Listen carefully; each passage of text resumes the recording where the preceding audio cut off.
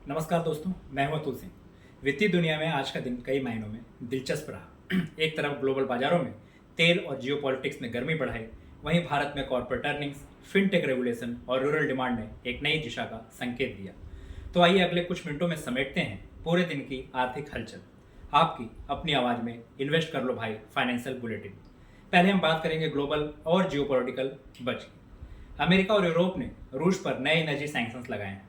इसका असर global oil trade पर दिख रहा है। ब्रेंट क्रूड फिर से $90 के पार पहुंच गया है। यूएस अब रोजनेफ्ट और लुक ऑयल जैसी कंपनियों को भी टारगेट कर रहा है।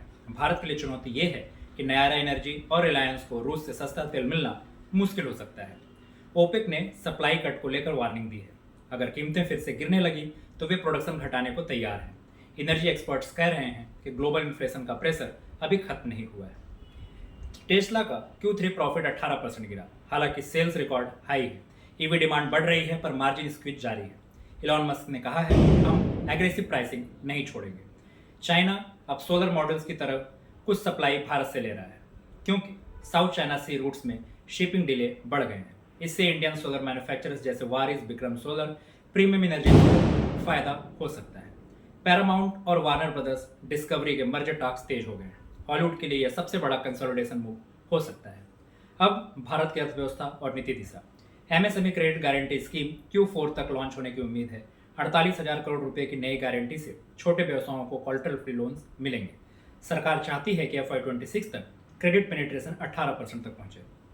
फूड सब्सिडी बिल बढ़ने के संकेत। एनएफसीआई डेटा दिखाता है कि सरकार के बफर स्टॉक और फ्री डिस्ट्रीब्यूशन दोनों बढ़े हैं। इससे फिजिकल डेफिसिट पर हल्का दबाव आ सकता है। रूरल कंजम्पशन में सुधार। कृषि रिपोर्ट कहती है कि रूरल डिमांड पिछले 3 तिमाहियों से अर्बन डिमांड से तेज है। फेस्टिव सीजन में एफएमसीजी और रिटेल सेल्स को सबसे ज़्यादा पुश मिल रहा है। Kerala industrial hub plan. राज्य सरकार ने इलेक्ट्रॉनिक्स, एवी पार्ट्स और टूरिज्म मैन्युफैक्चरिंग के लिए नया क्लस्टर मॉडल लॉन्च किया है। स्टेट बोरोइंग लिमिट पर बहस। कई राज्यों ने केंद्र से कहा है कि फिजिकल डेफिसिट कैप में ढील दी जाए ताकि वे कैपेक्स प्रोजेक्ट्स चला सकें। Critical minerals framework. भारत और ऑस्ट्रेलिया क्रिटिकल मिनरल पार्टनरशिप पर काम कर रहे हैं। लिथियम, निकेल और रेयर अर्थ सोर्सिंग में भारत आत्मनिर्भरता की दिशा में बढ़ रहा है। इंडिया यूके एफटीए की बातचीत अंतिम चरण में।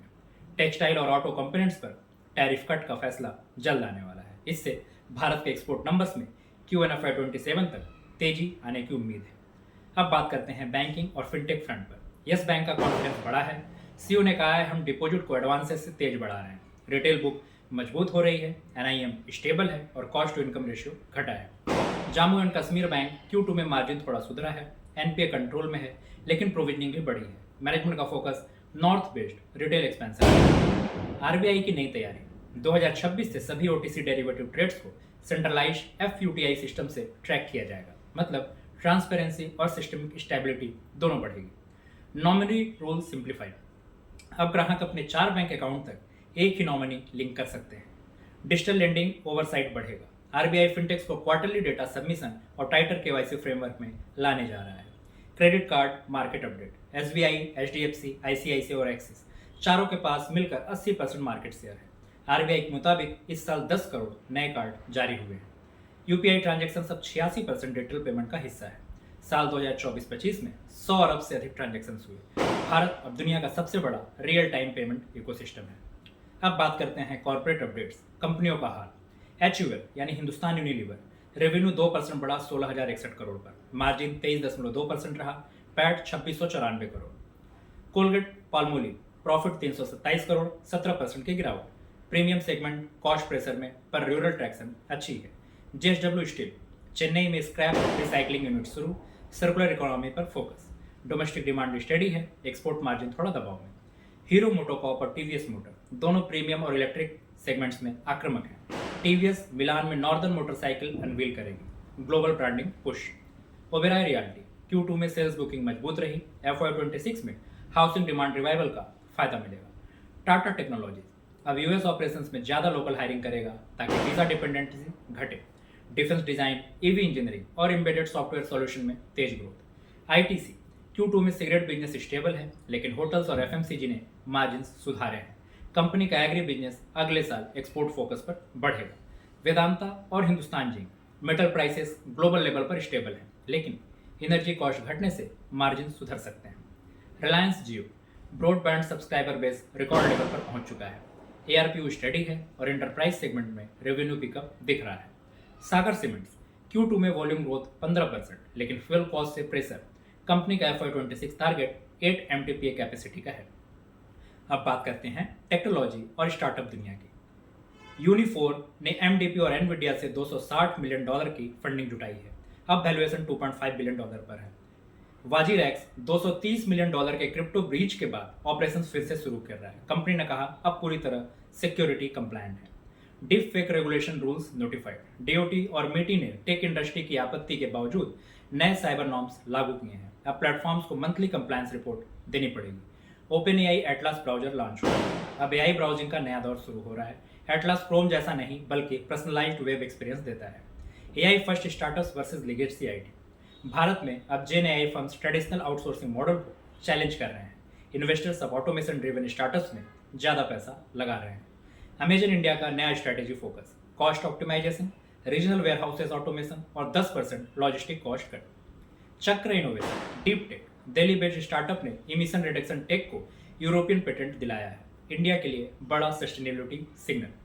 अब बात करते हैं मार्केट मूवमेंट और निवेश माहौल की। सेंसेक्स 700 अंक तक गिरा।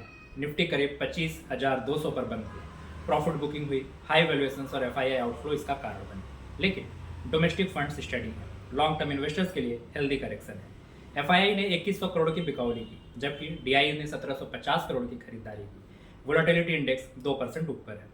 बॉन्ड डील्स 6.15 से 6.20 के बीच स्थिर है। RBI लिक्विडिटी इंजेक्शन के बाद इंटरबैंक रेट्स शांत है। क्रूड $90 के पार। गोल्ड 72,000 पर 10 ग्राम के आसपास। डॉलर इंडेक्स थोड़ा कमजोर दिख रहा है। इसका असर रुपया 83.12 पर स्थिर। VC फंडिंग Q3 में $20 बिलियन पार हो गई, पर exit lowest in 7 years. Investor cautious optimism mood में है। अब बात करते हैं कमोडिटी और एग्रीकल्चर की। फर्टिलाइजर इंपोर्ट्स में रूस की हिस्सेदारी 20% तक पहुंची। आसाम में टी आउटपुट बढ़ने के संकेत, रेनफॉल नॉर्मल रहा। इंडोनेशिया बायोडीजल मैंडेट से पाम ऑयल प्राइसेस स्टेबल। साथ ही धान प्रोक्योरमेंट और पल्सेस MSP पर सरकार प्रोएक्टिव है। दोस्तों, आज की खबरों में 3 बड़े इंसाइट्स निकलते हैं। पहला, दुनिया अभी भी एनर्जी और जियोपॉलिटिक्स के तनाव में है, लेकिन भारत इस बीच डोमेस्टिक डिमांड और इनोवेशन पर टिके रहने की ताकत दिखा रहा है। दूसरा, कॉर्पोरेट अर्निंग मिक्स संकेत दे रहे हैं कि प्रॉफिटेबिलिटी भले दबाव में है, पर कंजम्पशन स्टोरी अभी जिंदा है। तीसरा, फिनटेक, AI और मैन्युफैक्चरिंग तीनों मिलकर भारत को अगले ग्रोथ वेव की ओर ढकेल रहे हैं। यानी पिक्चर साफ है, दुनिया रिस्क में है, पर भारत की स्टोरी अभी भी होप में है। और जैसा हम हमेशा कहते हैं, निवेश केवल पैसे का नहीं, विश्वास का भी खेल है। तो दोस्तों, ये था आज का इन्वेस्ट कर लो भाई फाइनेंशियल बुलेटिन एपिसोड 1। अगर आपको ये फॉर्मेट पसंद आया हो तो चैनल को सब्सक्राइब करें, क्योंकि यहाँ हर दिन मिलेगा पूरे फाइनेंशियल वर्ल्ड का निचोड़ आपकी अपनी भाषा में। कल फिर मिलेंगे नई खबरें और नए नजरियों के साथ। Thank you.